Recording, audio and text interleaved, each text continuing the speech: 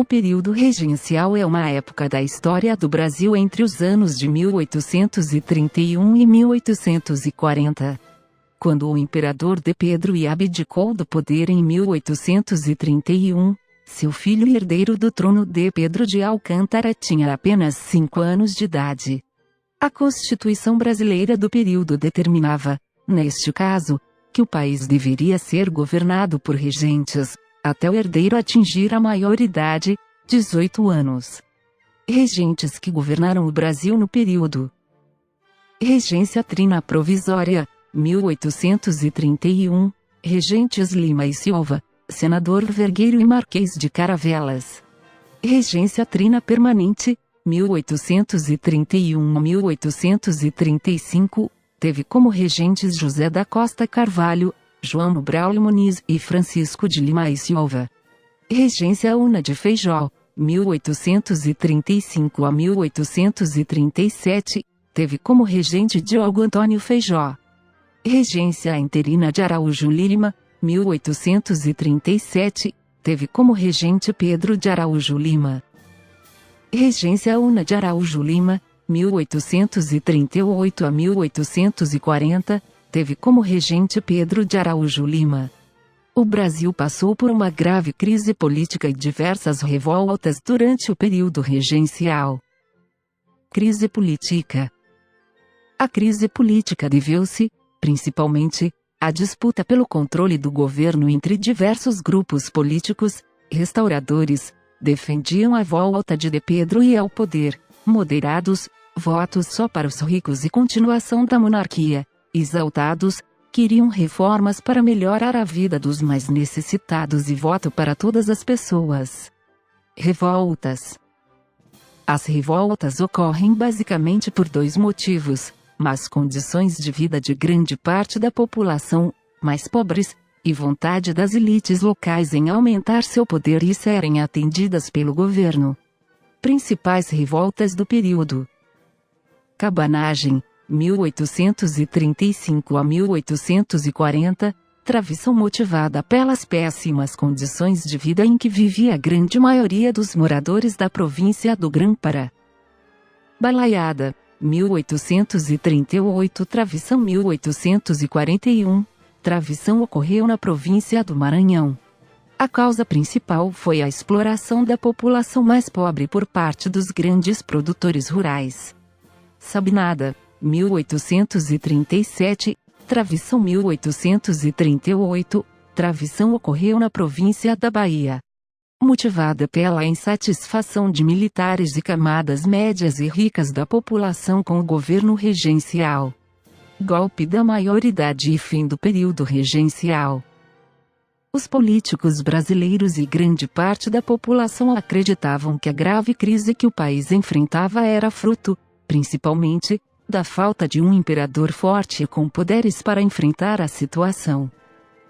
Em 23 de julho de 1840, com apoio do Partido Liberal, foi antecipada pelo Senado Federal a maioridade de Dom Pedro II, antes de completar 14 anos, e declarado o fim das regências. Esse episódio ficou conhecido como o golpe da maioridade. Foi uma forma encontrada pelos políticos brasileiros de dar poder e autoridade ao jovem imperador para que as revoltas pudessem ser debeladas e a ordem restaurada no Brasil. O segundo reinado é a fase da história do Brasil que corresponde ao governo de Dom Pedro II. Teve início em 23 de julho de 1840, com a mudança na Constituição que declarou Pedro de Alcântara maior de idade com 14 anos e, portanto, apto para assumir o governo. O segundo reinado terminou em 15 de novembro de 1889, com a proclamação da República. Política no segundo reinado.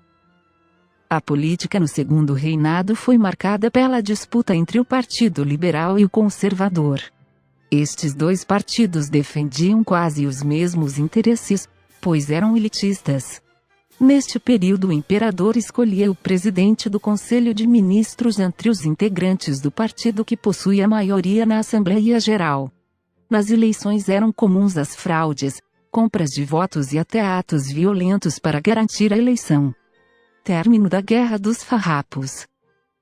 Quando assumiu o Império, a Revolução Farroupilha estava em pleno desenvolvimento. Havia uma grande possibilidade de a região sul conseguir a independência do restante do país.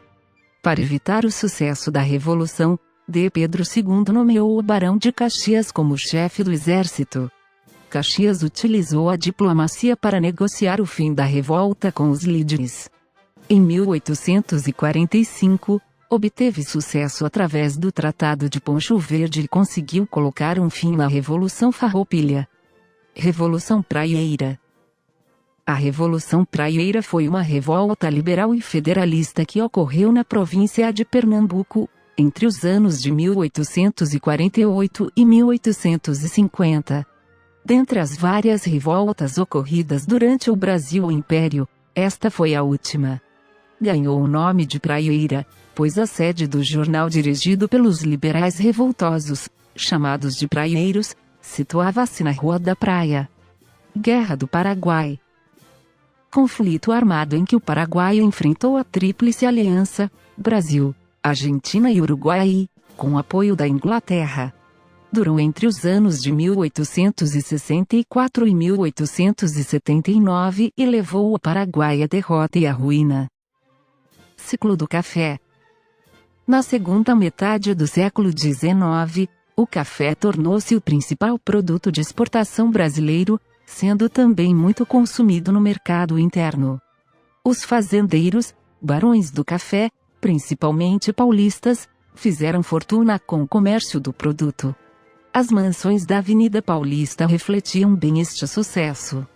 Boa parte dos lucros do café foi investida na indústria, principalmente nas cidades de São Paulo e Rio de Janeiro, favorecendo o processo de industrialização do Brasil. Imigração.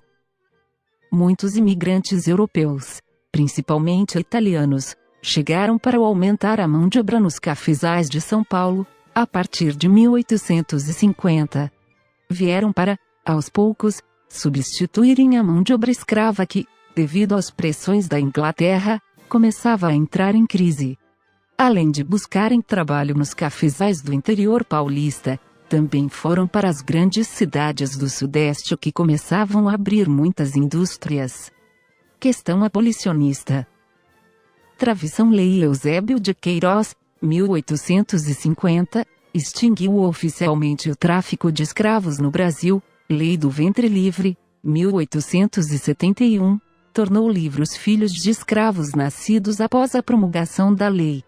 Lei dos Sexagenários, 1885, dava liberdade aos escravos ao completarem 65 anos de idade. Lei Áurea, 1888, assinada pela Princesa Isabel, aboliu a escravidão no Brasil. Crise do Império. A crise do Segundo Reinado teve início já no começo da década de 1880. Esta crise pode ser entendida através de algumas questões. Traição e interferência de D. Pedro II em questões religiosas, gerando um descontentamento nas lideranças da Igreja Católica no país. Traição, críticas e oposição feitas por integrantes do Exército Brasileiro, que se mostravam descontentes com a corrupção insistente na corte. Além disso, os militares estavam insatisfeitos com a proibição imposta pela monarquia, pela qual os oficiais do exército não podiam dar declarações na imprensa sem uma prévia autorização do ministro da Guerra. Traição à classe média brasileira, funcionários públicos, profissionais liberais, jornalistas, estudantes, artistas, comerciantes, desejava mais liberdade e maior participação nos assuntos políticos do país. Identificada com os ideais republicanos, esta classe social passou a apoiar a implantação da República no país. Falta de apoio dos proprietários rurais, principalmente dos cafeicultores do Oeste Paulista, que desejavam obter maior poder político, já que tinham grande poder econômico.